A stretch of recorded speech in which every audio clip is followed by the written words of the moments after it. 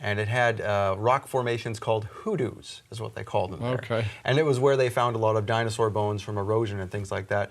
And people might argue that, well, those are just hoodoos, or those are like what we see in Arizona, but at closer inspection, that is not what we're seeing here. Even I can see that. Yeah, it's a combination of burned limestone and brimstone or sulfur is what it is. The ash has been analyzed and so forth. And here's a nice image here of a nice 90-degree angle with a straight edge. Again, sign of some type of man-made construction in the ashes there. Right, because even though we see, like we talked about Arizona, where you have these rock formations that have been dug out by wind erosion years and years, they're usually rounded things. They're not going to be square. Like you have arcs and things of that nature, but nothing like this. Yes, these stand out. And then here's an image I shot of, it looks like an arched entrance into the remains there. You have to be very careful when inspecting these sites. I've seen a lot of people. Last time I was there, I saw more and more evidence. I was back there in November.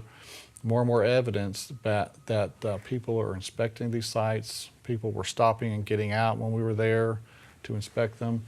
But there was a tour group that went out there and they found a hole on top of the remains here, and the people started gathering around it, and it fell through. Ooh. And 5 people died. Really? It's hard to breathe in ash. Ah.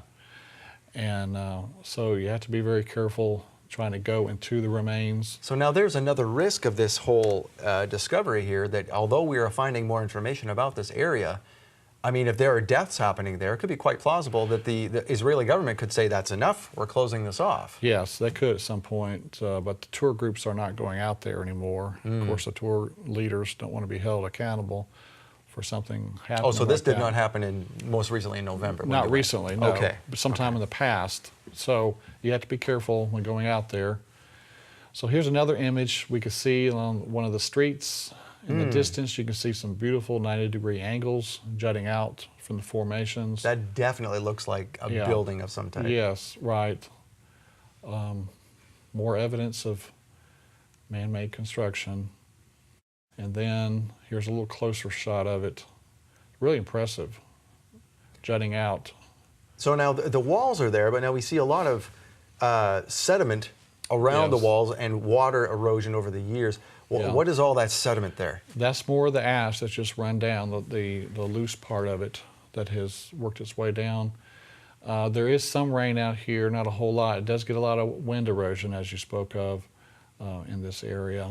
So most of the cities, they're in poor condition, but they're 3,500 years old. Very old remains, and it's rather soft material, so you can't expect them, to look perfect at this point. Now, Paul knew about these. He knew about these cities. He spoke of them. Now, is there any evidence to suggest, or do you know that people have always known that these cities are there, and it's just in recent times that we've dismissed it? Well, Josephus did say that he saw the brimstone. Josephus said he saw Lot's wife's pillar. And then he said traces or shadows of the cities are still to be seen. So it was documented in the first century, that they were there. And Paul does say that they are a sign or example unto us, unto the ends of the world. And that example there is a visible example. And that's what we're seeing here, are signs of God's past judgment that we need to heed. Because this is going to happen again in the future when the lake of fire and brimstone, it falls down. So, and then here's another shot of some of the remains. Again, 90-degree angles coming out from the formations. And then here's a shot. This is like a 90-degree turn here. It's basically a square structure sticking out from the ash. It continues around the other side. So you have multiple 90-degree angles on this building. Are there any assumptions as to what some of these things may have been? I know that Michael in his series on Sodom and Gomorrah mentions one area that looks like it would have been a temple. Yes, there are some that are singular structures that do appear to be a large square-looking building. So yeah, I think we may have an image of one here in the slides. Now here is a swirling effect of thermal ionization, they call it, where there's a swirling effect where the electrons repel and attract, and these remains were swirling in the extreme heat, 6,000 degrees Fahrenheit. And so you see the swirling effect in a lot of the remains there.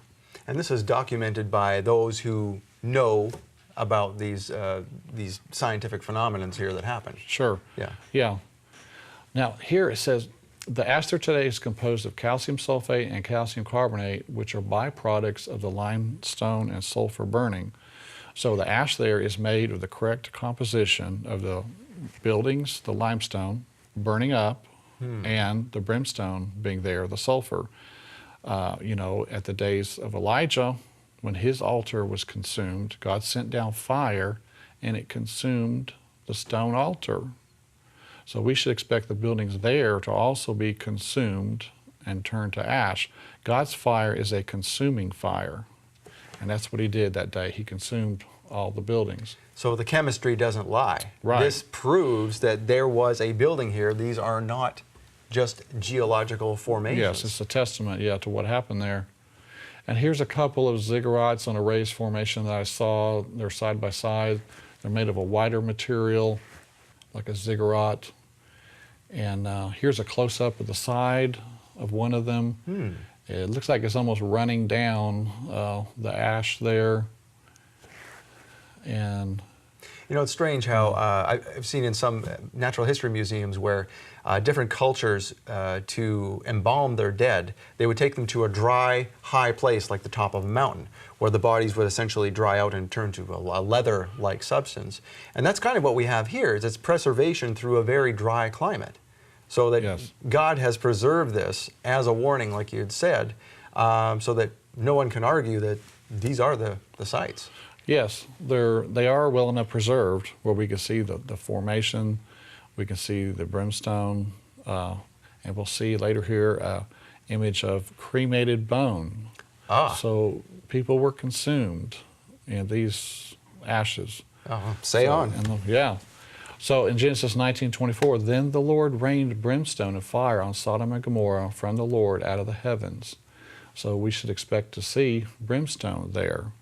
And on the side of that former formation that we saw just a minute ago, I saw some brimstone embedded in the side of it there. It was in a hardened shell. This brimstone, when it burns, the outer part of it turns to a liquid, and when it cools down, it has a hardened shell. And so in this graphic here, I'm using a knife to open it up, and inside you can see the unconsumed sulfur inside of it. Okay. Yeah.